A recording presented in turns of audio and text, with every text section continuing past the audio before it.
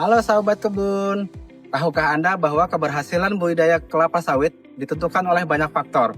Selain faktor bibit, kemudian cara budidaya juga ditentukan oleh faktor bagaimana kita menangani pasca panen hasil tanaman.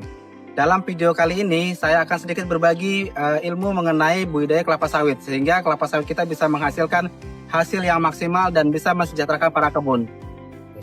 Baik, untuk tahap pertama dalam kegiatan budidaya tanaman kelapa sawit ialah pembibitan, di mana bibit ini sangat menentukan kualitas dari tanaman sawit sendiri.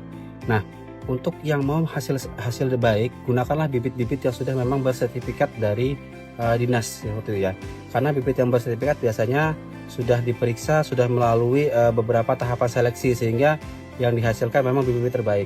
Nah, kemudian ketika kita sudah memiliki bibit yang bersertifikat, jangan lupa gunakan tanah yang gembur dan subur, jadi agar pertumbuhan di awal baik. Kemudian juga jangan lupa lakukan penyiraman secara rutin agar bibit dapat tumbuh dengan maksimal.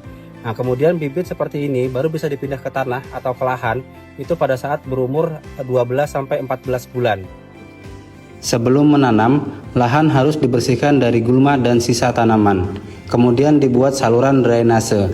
Bibit ditanam dengan posisi tegak. Gunakan jarak tanam segitiga sama sisi sekitar 9 meter. Kegiatan perawatan kelapa sawit. Bersihkan rumput yang tumbuh di batang kelapa sawit. Cangkur rumput yang ada di sekitar batang. Buat seperti lingkaran untuk memudahkan kegiatan pemupukan dan pemanenan. Lanjut pemupukan. Berikan pupuk secara teratur, misalnya pupuk NPK, urea, atau TSP sesuai anjuran. Pemupukan dilakukan dengan menebar rata pada piringan pohon sawit.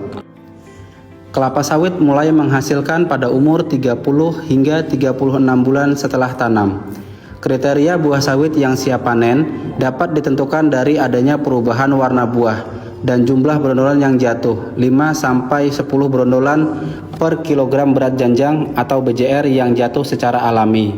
Gunakan alat panen sesuai umur tanaman, dodos untuk tanaman muda dan egrek untuk tanaman yang sudah tinggi. Segera kumpulkan tandan ke tempat pengumpulan hasil agar mutu tetap terjaga.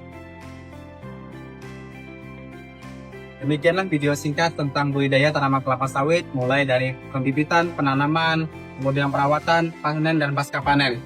Dengan budidaya yang baik, diharapkan produktivitas akan lebih baik, kemudian dapat mensejahterakan para pekebun semuanya.